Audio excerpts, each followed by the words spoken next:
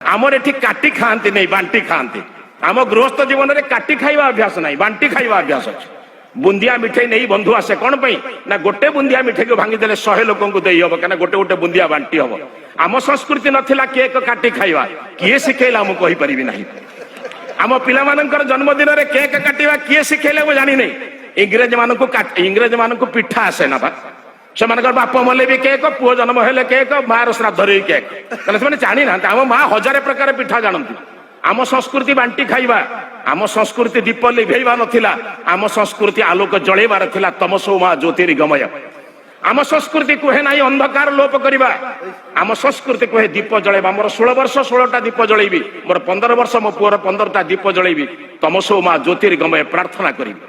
एवं काटी खाइबार संस्कृति जे शिखैला खंडे काट खा कना सेमानंकर आमर संस्कृति होची थरे वरण कले मरण पर्यंत रहिबा को पड़िबो आपण जो पति पत्नी जीवन यापन करछन 5 वर्ष 10 वर्ष में आया ना थरे वरण कले मरिबा पर्यंत आमर एटी व्यक्ति बदला जाए ना आमर एटी व्यक्ति बदला जाए ना स्त्री स्वामी बदला बदली नाही जो मानकर बदला बदली थिला से माने कटाकटी करी खांती माने से बापू को काटिले माँ को काटिले भाई को काटिले शेष आउ कहीं नहांती स्वामी स्त्री 2 जन परस्पर 3 वर्ष 5 वर्ष कटाकटी हो गले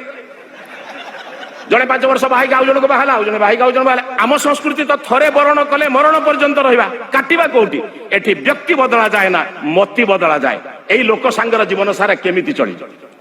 ए स्त्री सहित केमिति चलैबी स्वामी सहित केमिति चलैबी व्यक्ति बदला जाए ना मति बदला जाए बुद्धि बदला जाए व्यवहार बदला जाए आदर्श गृहस्थ जीवन जानिबा दरकार मते प्रभु जहा देइछंती ताकू नहीं चलिबी भलरे चलिबी बदलैबार नाही मते जदि प्रभु गोटाई पोलियो रोग देइछंती रोगी पिलाटे देइछंती भाबिबी प्रारब्ध रे किछि कर्मफल थिला हुए तो पूर्व जन्म रे कौसी संतान को मु ठीक भाव रे पालन करी नाही मते प्रभु देइछंती आउ टिके सेवा करिबी आउ टिके परिश्रम करिबी कर्मफल रु मुक्त हेबी दांडरे खेलुथिबा गोटे छुआ को माँ जतले शीत दिन रे घर को आने झाड़ी दिए धोई देई के आने पिला कांदे